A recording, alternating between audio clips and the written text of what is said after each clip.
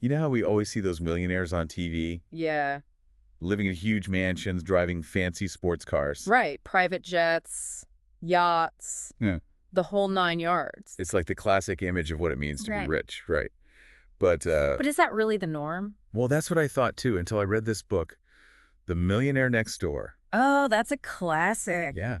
It's by Thomas Stanley and William Danko. And let me tell you, It really changes your perspective. yeah, it blew my mind. It turns out those flashy stereotypes, they're not really accurate. Not at all. Not for most millionaires anyway. So in this deep dive, we're going to explore that. Yeah. We're going to break down the book's main arguments. Look at the surprising habits and traits of self-made millionaires. And hopefully we can all pick a few tips along the way. Right, because it turns out building wealth, it's not always about what you think. Absolutely. So first things first, the book debunks this big myth. That all millionaires inherit their wealth. Right. In reality, the vast majority. Like something like 80 to 85%, I think. Yeah, around that. They're actually self-made. They built their fortunes from the ground up. Through hard work, smart decisions. And one of the biggest surprises. You ready for this? These millionaires, they're often the most frugal people you'll meet. Frugal is an understatement. I mean, these folks, They live well below their means. yeah, they're driving used cars, they're clipping coupons. Like, the book tells this story, right? About this millionaire who drove this beat-up old car for years. Oh, yeah, I remember that one. And everyone thought he was struggling financially. Right? Just scraping by. But turns out he was just incredibly disciplined with his money. He was investing it, growing his wealth quietly. Exactly. The book calls it stealth wealth. And, you know, I think we've all probably encountered it before. Yeah. Have you ever, like, met someone and you think, oh, they're, pretty average. Yeah, just living a normal life. And then later you find out they're, like, super wealthy. Happens all the time. It's that unassuming nature that often goes with real wealth. Right. And that ties into another big point the book makes, which is about investing. Ah, yes. Millionaires, they don't just hoard their money. They put it to work. Exactly. But they're Uh-huh. not chasing those risky get-rich-quick schemes. Nope. They're thinking long term. They're diversifying their investments. And, I thought this was interesting.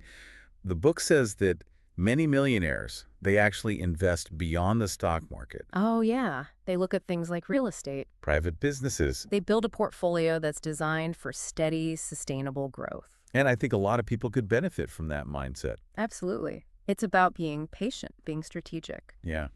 Not falling for those flashy promises of overnight riches. And the book actually gives you a tool to kind of assess your own financial standing. Right. It's called the wealth accumulation formula. Have you tried it? I did. It compares your net worth to what's expected for your age. It can be a little eye-opening, for sure. It was for me. It really got me thinking about my own financial goals. Right. Makes you realize where you stand and what you could be doing better. And speaking of goals, another big part of the book is about how millionaires raise their kids. Oh, this is fascinating. It's about instilling those values of financial responsibility from a young age. Right. And I thought this phrase was interesting. Economic outpatient care. Yeah.